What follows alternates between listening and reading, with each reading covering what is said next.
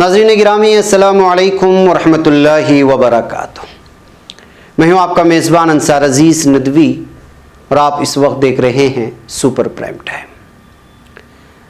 नाज़रीन, गुज़िश्ता हफ्ते हमने आप लोगों के सामने कोशिश ये की थी कि एक वीडियो जिसमें हमारी इम्यूनिटी सिस्टम को बढ़ाए, कोविड-19 को अपने घर की दहलीज तक लाने से किस तरह बचाएं, एक इंटरव्यू किया गया था जो आपके सामने रखना था, लेकिन उसकी आवाज़ ठीक से नहीं आ रही थी। जो ज़रूरी चीज़ें आपके सामने आई थी उस वक्त आवाज़ साफ़ ना होने की वजह से उस वीडियो को हटा दिया गया था। आज चूँकि कुछ ख़ास खबरें नहीं थी तो सोचा कि दोबारा इंटरव्यू लें और फिर आप लोगों के सामने रखें। नाज़रीन, आप लोगों को मालूम होना चाहिए कि ये वबाई दौर है। इस वक्त जिन अय्याम से हम गुज़र रहे हैं वो मुहलिक तरीन अय्याम साबित हो रहे हैं बाज़ लोगों के लिए। मैं आपको दहशत में या डालना नहीं चाहता या ऐसी कोई बात नहीं है। बीमारी है, अल्लाह ताला की जानिब से आई है, उसका इलाज भी आया होगा, खोज जारी है। लेकिन इस बात से भी इनकार नहीं किया जा सकता जिस तरह की सिचुएशन, जिस तरह की सूरत हाल इस वक्त बेंगलुरु में और मुल्क के मुख्तलिफ़ रियासतों में जो देखने को मिल रही हैं और जिस तरह की ख़बरें निकल करके हम लोगों के सामने आ रही हैं, इसमें घबराने की ज़रूरत नहीं है। जाहिर सी बात है कि बीमारी है और बीमारी फैल रही है। ऐसे हालात में कोशिश हो रही कि वैक्सीन, हर मुल्क दावा कर रहा है कि कोशिश कर रहे हैं, कब तक आएगी पता नहीं है। हमारे पास एहतियाती तदाबीर के अलावा इस बीमारी को हमारे घर की दहलीज तक आने से किस तरह रोका जा सकता है, ये चीज़ें मौजूद हैं।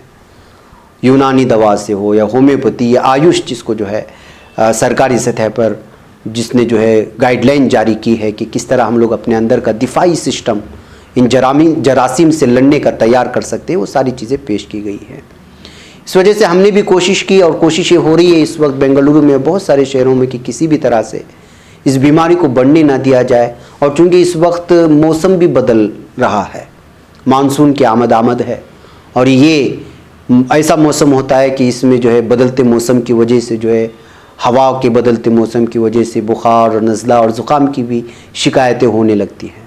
अब हर चीज़ इसी लपेट में आ रही है और दहशत का आलम यह है कि आदमी छोटा मोटा बुखार भी हो रहा है तो ख़ुद को उसी तरह की बीमारी में महसूस कर रहा है, जो ऐसे होना नहीं चाहिए।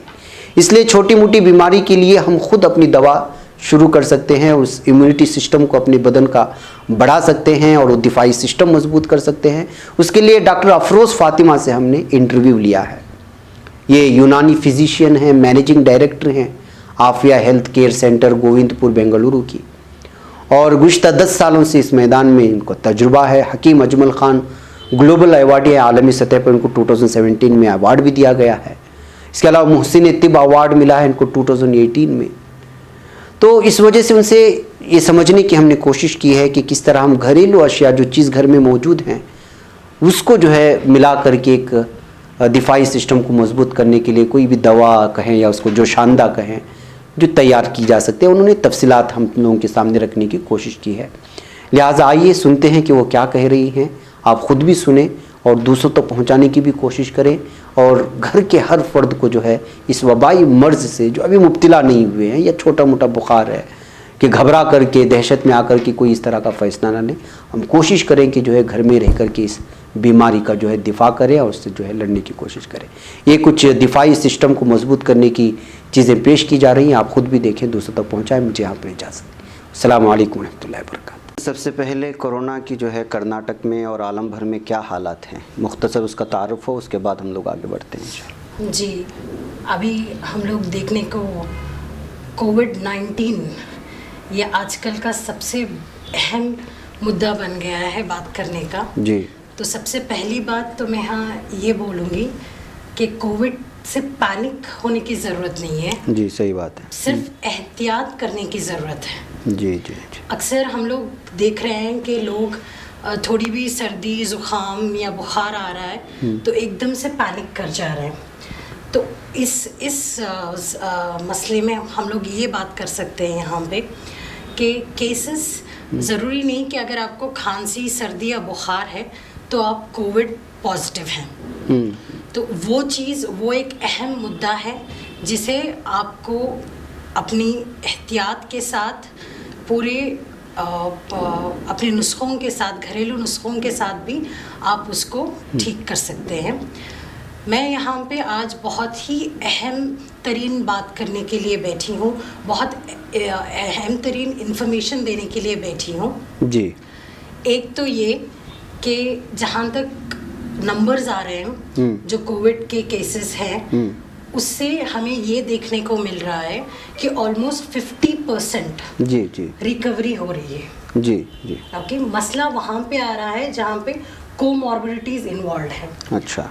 मैं जब कोमॉर्बिडिटीज़ बोल रही हूँ तो मेरा मतलब डायबिटीज़ से है, बीपी से है, कोई heart related issue, asthma, liver या किडनी इश्यू से है।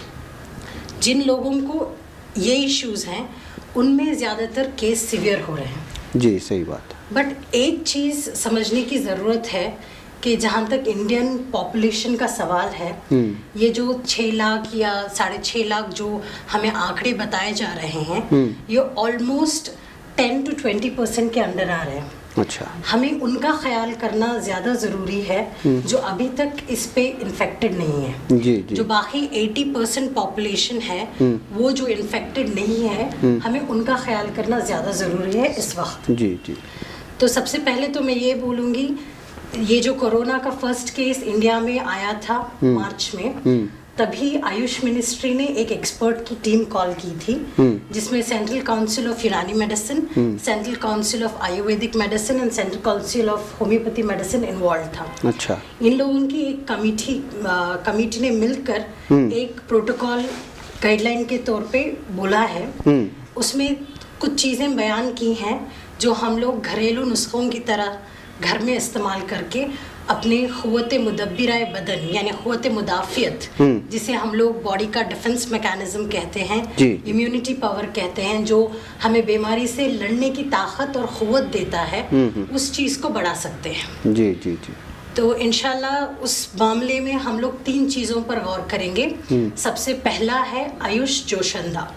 आयुष जोशंदा जो आयुष काढ़ा या आयुष क्वाथ के नाम से भी जाना जा रहा है। अच्छा। एंड अभी बहुत सारे गाइडलाइंस मिल रहे हैं हम लोगों को, आयुष प्रैक्टिशनर्स को, कि इसको बनाकर हम लोग पब्लिक में तकसीम करें। एंड इसके साथ साथ गवर्नमेंट ऑफ कर्नाटका ने इनिशिएटिव लिया है डिपार्टमेंट ऑफ आयुष के साथ। उन्होंने सेंट्रल फार्मेसी में ये एक किट बनाई है, इम्यूनो बूस्टर किट, जो इम्यूनिटी पे काम करती है, जो ये 3 सिस्टम्स को मिलाकर बन रही है। और इसकी तकसीमात उन्होंने ऑलमोस्ट स्टेट के जितने भी आयुष हॉस्पिटल्स हैं, यूनानी डिस्पेंसरीज हैं, आयुर्वेदिक हॉस्पिटल्स हैं, वहाँ पर कर रखा। अच्छा। तो इसको अगर हम लोगों को हासिल करना है तो एक तो ये होगा कि आप डायरेक्टली जाके वहाँ से ले सकते हैं और लेकर इस्तेमाल कर सकते हैं। उसके अलावा जो लोग उसके रडार में नहीं है, मतलब जिनको वो डिस्पेंसरीज इजीली नहीं मिल पा रही हैं, जी जी, तो वो अपने घर पे ही इस नुस्खे को तैयार करके इस्तेमाल कर सकते हैं। जी। तो सबसे पहले मैं उस नुस्खे का इंग्रेडिएंट्स बोलती चलूँगी। सबसे पहली है सौंठ। ये सौंठ जो है ये ड्राई जिंजर है। अच्छा। ये हम लोग घर पे इस्तेमाल करते हैं मसालों के लिए। जी। दूसरा है दालचीनी। दालचीनी जो कि हम लोग सिनेमन बोलते हैं, गरम मसाले में इस्तेमाल होती है। तीसरी है काली मिर्च, जी, जो ब्लैक पेपर के नाम से हम लोग जानते हैं, मसाले में यूज होता है। जो ये 3 चीजें मैंने आपको बताई है, ये तीनों आपको अपने किचन में इजीली अवेलेबल है। जो चौथा इंग्रेडिएंट है वो सबसे इम्पोर्टेंट इंग्रेडिएंट है, वो है तुलसी के पत्ते। तुलसी के पत्ते या तो आप डायरेक्टली, अगर आपको पंसारी स्टोर में मिल रहे हैं अपने एरिया के, आप वहाँ से ले सकते हैं। नहीं तो तुलसी का पाउडर मिलता है, रेडीली अवेलेबल है, सारे आयुर्वेदिक और यूनानी मेडिसिन स्टोर में आपको मिल जाएगा। यहाँ तक कि ऑनलाइन भी आप ऑर्डर कर सकते हैं तुलसी का पाउडर। जी जी। तो ये रहे इंग्रेडिएंट्स। इसके अलावा होगा आपको, मतलब कौन सी चीज़ कितनी मिकदार में आपको लेनी है, मैं वो बता दूं। सबसे पहला तो जो तुलसी मैंने बताया आपको, वो तुलसी आपको 4 हिस्से लेनी है।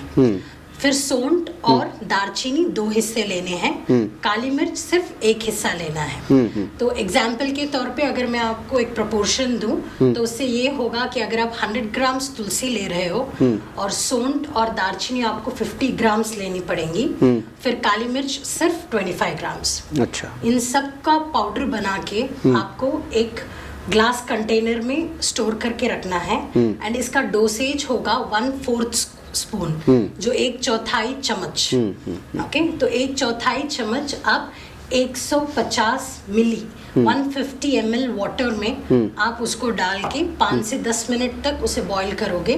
बॉईल करने के बाद फिल्टर करके, जैसे आप ग्रीन टी पीते हैं वो हिसाब से दिन में 1 मर्तबा आप उसको इस्तेमाल करोगे।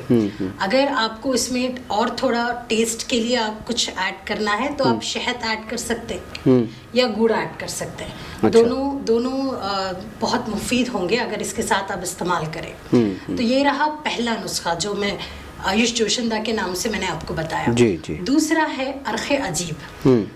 ये जो अर्खे अजीब है इसे हम यूनानी में तिर्याखे आज़म के नाम से जानते हैं। अच्छा। और ये बनता है 3 चीज़ों से। अच्छा। सत्ते पुदीना, सत्ते काफुर और सत्ते अजवैन। अच्छा। जो थाइमोल, मेंथोल और कैम्फर है। ये मैं आपको घर पे बनाने की तरगीब नहीं दूंगी क्योंकि एक वॉलेटाइल सब्सटेंस है। एंड ये इस चीज को आप डायरेक्टली स्टोर से खरीदिएगा या कौन से स्टोर्स में मिलते हैं ये? यूनानी स्टोर्स में मिलेंगे, आयुर्वेदिक स्टोर्स में भी मिलेंगे। और साथ में बैंगलोर में आपको गवर्नमेंट यूनानी मेडिकल कॉलेज बैंगलोर में अवेलेबल है।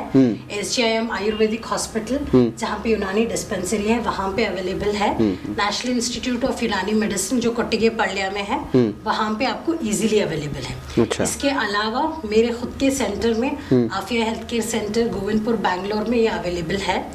और इसका इस्तेमाल का तरीका 2 हिस्सों में मैं बताना चाहूँगी। पहला, अगर आप उसको इंटरनली यूज़ कर रहे हैं तो आप 1 कप चाय के साथ यूज़ कर सकते हैं, या जो आयुष जोशिंदा आप जो बना के यूज़ कर रहे हैं उसमें 1 ड्रॉप डाल के आप सुबह और शाम में यूज़ कर सकते हैं।